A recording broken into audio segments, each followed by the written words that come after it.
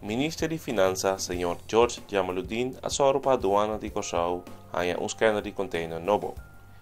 Essa aqui sucedeu durante a visita do Ministro Jamaluddin na Holanda.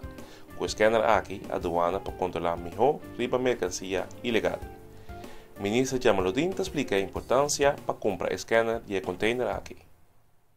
Bom, assim aqui que o valor agregado caminha com mas possiamo se container scanner com ongeveer 50% de tudo que container que passa de container está guarda de scan.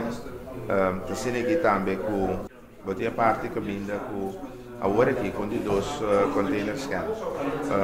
Você chega numa capacidade de 90 para 95% e não somente nós está comprar container scan, senão nós temos 3 bagagens scan para maleta e também nós temos mobile scan caminho com barco lá.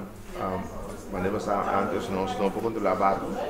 Para 2012 nós começamos a controlar barco com o mobile scan, mas o mais importante também está o problema container scan que nós temos de vir na eleição que nós temos canto de mão, ou vivia é um problema está batata ganha cada vez mais de che, essa aqui nós trabalhamos que a companhia aqui não põe técnico que vai viver no Curaçao, de contrato também importante que nós buta caminho com nos downtime, não tem mais que largo, isso significa que você tem continuidade, mas fora de continuidade, você sai hoje que você paga bem, seguro, você tem aberto, então dar dor e hoje mirando que tem técnico que vive no Curaçao.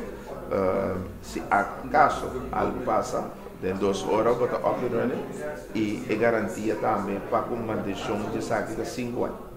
Assim aqui que o país está no Caribe, maneira Venezuela, Suriname, Holanda mesmo, usa máquina aqui e importante está conosco no Caribe também.